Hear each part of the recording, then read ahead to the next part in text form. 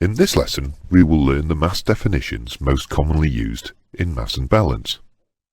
CAP 696, which will be provided in the exam, contains some, but not all, of these definitions.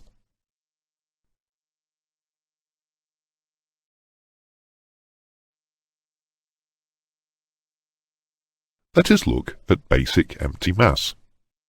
This is the mass of an aeroplane with all of its basic equipment plus a declared quantity of unusable fuel and other unusable fluids.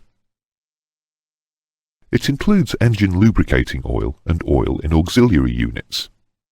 Items such as fire extinguishers, pyrotechnics, emergency oxygen equipment and supplemental electronic equipment are also included. Basic empty mass is used as the basis for calculating the centre of gravity for small aeroplanes. Dry operating mass is the total mass of the aeroplane ready for a specific type of operation, excluding all usable fuel and traffic load, which we will define later.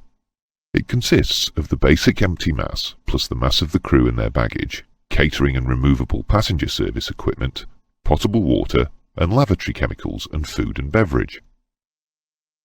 Dry operating mass is used as the basis for calculating mass and centre of gravity for large aeroplanes. The next step is to look at operating mass. This is made up of dry operating mass plus the fuel mass, but not including the traffic load. It is the mass ready to go apart from passengers, baggage, and freight masses.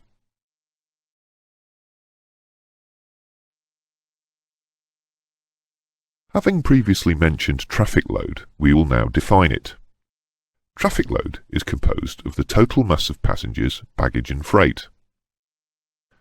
Traffic load can include any non-revenue load, that is, load that does not earn money.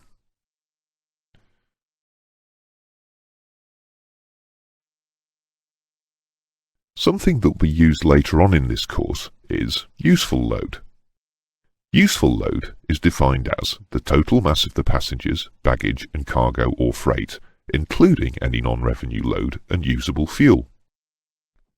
It can also be defined as the difference between dry operating mass and the takeoff mass, which we will meet later.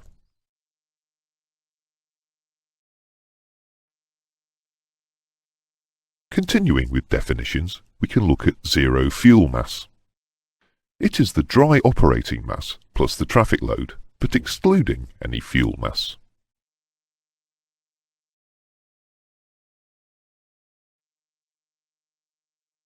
Following on from zero fuel mass, there is a limit on the maximum mass allowed in an aeroplane before fuel is added, which is called the maximum zero fuel mass. The limit is imposed to restrict the stress in the wing roots when the wing fuel tanks are empty.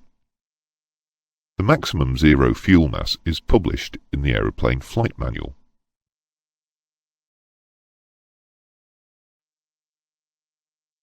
When the aeroplane has been fully loaded and fueled prior to moving from the park position, it has a mass called taxi mass.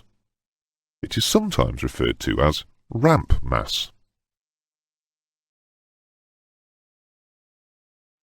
There is a maximum limitation imposed on the mass at the start of taxi, and it is called maximum structural taxi mass. It includes the fuel for taxi.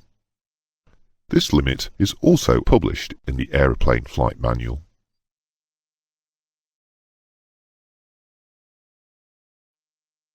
The takeoff mass is the total mass of the aeroplane, including everyone and everything at the start of the takeoff run.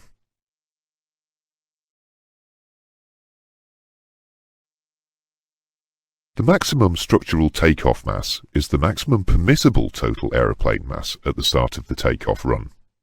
It can be found in the aeroplane flight manual. In this example, we have used 80,000 kilograms.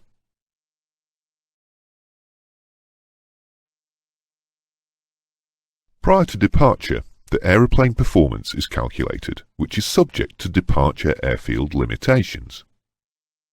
The mass is called Performance Limited Takeoff Mass and is fully covered in the performance lessons. In this example, we have used 74,000 kilograms.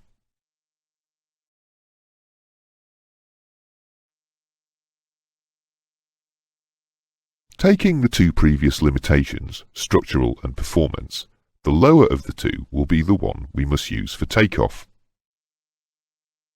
This is called the regulated takeoff mass, which we will use in our final mass and balance calculations. In this scene, using the two previous calculations, you can see the limiting mass for takeoff is 74,000 kilograms.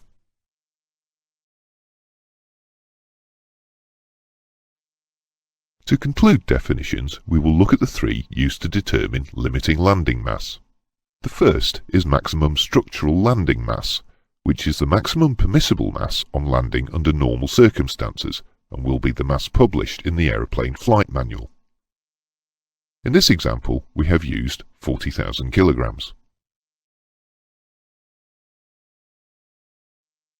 The performance-limited landing mass is the mass subject to the destination airfield limitations. This is fully covered in the performance lessons. In this example, we have used 42,000 kilograms.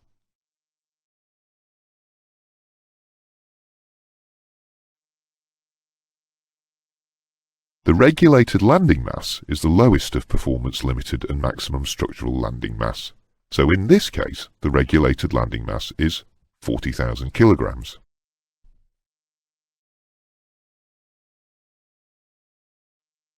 To appreciate how all of the definitions you have learnt in the previous two lessons come together, use this illustration, which arranges them in sequence in the form of a jigsaw. To arrive at the ramp or block mass, for instance, follow the steps as shown. Start at basic empty mass, then add crew and standard equipment, which equals dry operating mass. Now add takeoff fuel, which equals operating mass. Add traffic load, which equals takeoff mass. And now add start and taxi fuel, which finally equals ramp or block mass.